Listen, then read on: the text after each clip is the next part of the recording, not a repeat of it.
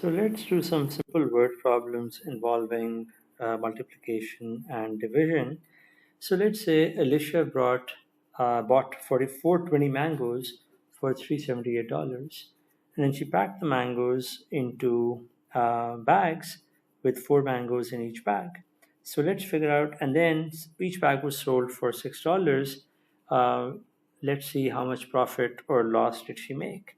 So let's figure out the number of bags first.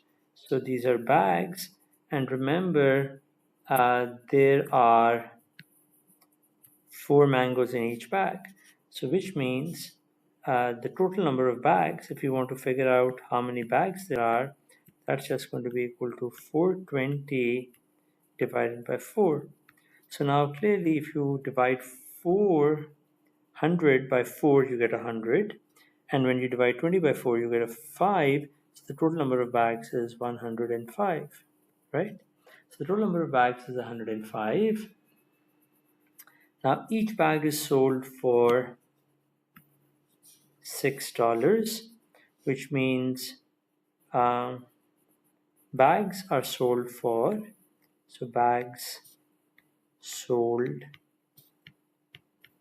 for, this would be 105 times 6. We know 100 sixes are 600 and 5 sixes are 30, so this ought to be equal to $630, right? So that should be $630, which means that the profit, or the amount of money, profit, the amount of money that she made ought to be equal to, so maybe I shouldn't put the dollars here. So it should just be 630 minus 378. And that's very easy to calculate. You can use a long subtraction algorithm to figure out the answer. Let me just do it on the scratch pad here. So it's going to be 630 minus 378. I'm going to get a 2. This is going to be a 2, 5, 5, and 2. So the answer is going to be $252. Okay, so hopefully this should be clear to you. Let's try another example.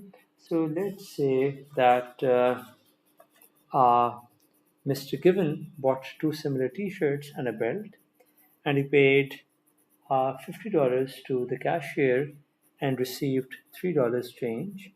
Now the belt is costing $29. We want to find the cost of each t-shirt. Okay, so let's figure out how much money was spent by Mr. Given.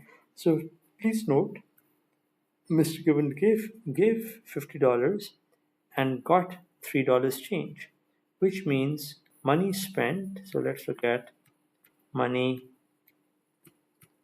spent is going to be 50 minus 3, which is equal to $47. Okay, and now money spent on t-shirts. So if I now start worrying about the 2 t-shirts, so which means 2 t-shirts cost,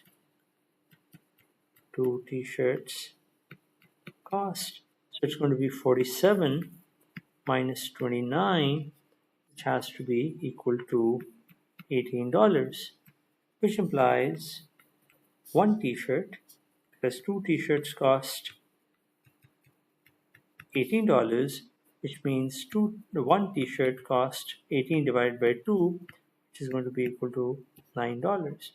Now, I would encourage you also that you should not forget to make bar models.